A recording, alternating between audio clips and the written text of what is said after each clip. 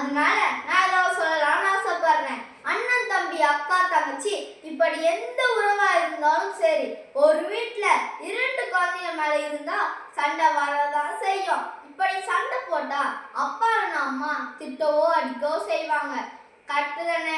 ஆனா எங்க வீட்டுல என்ன பண்ணுவாங்க தெரியுமா? நானும் என் தங்கச்சியும் சண்டை போடுறத பார்த்து எங்க அம்மா ரசிப்பாங்க. சொன்னா நம்புவீங்களா?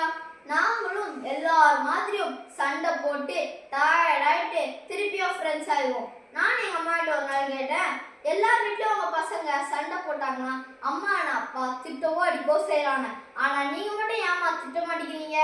அதுக்கு எங்க அம்மா சொன்னாங்க, சின்ன வயசுல எனக்கு சண்டை போட யாருமே இல்லை, எனக்கு சண்டை போட்டு வராதுன்னா எனக்கு ரொம்ப பிடிக்கும், அதனாலதான் நீங்க சண்டை போடுறத பார்த்து நான் ரசிக்கிறேன்.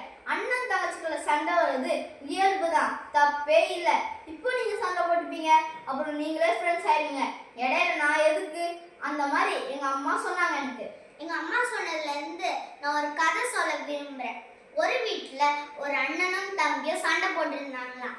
அதை பார்த்து அவங்க அம்மா 2 பேரும் 2 ரூம்ல தனித்தனியா உட்கார வச்சுட்டாங்க. ஏன்னா அவங்க 2 பேரும் சேர்ந்து இருந்தா தானே சண்டை வருது, பிரிந்து இருந்தா சண்டை வராதுல. அதனால 2 பேரும் பிரிச்சு 2 ரூம்ல உட்கார வச்சுட்டாங்க. அதே குழந்தைங்க வளர்ந்து பெரியவங்களா ஆனதுக்கு அப்புறம் அதே மாதிரி ஒரு சண்டை வந்துச்சு.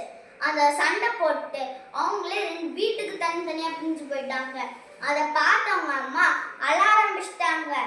ஏன்னா அவங்களோட குழந்தைகளோட பிரிவை அவங்களால தாங்க முடியல. இந்த பிரிவுக்கு காரணம் யாருன்னு தெரியுமா? அவங்க அம்மா தானே. அன்பு பெற்றோர்களே, உங்க குழந்தைங்க சண்டை போட்டாங்கன்னா அந்த சண்டையில இருந்து எப்படி வெளியே வரணும்னு கற்றுக் கொடுங்க. மாறாக ஒருபோதும் அவங்களை பிரிக்க நினைக்காதீங்க.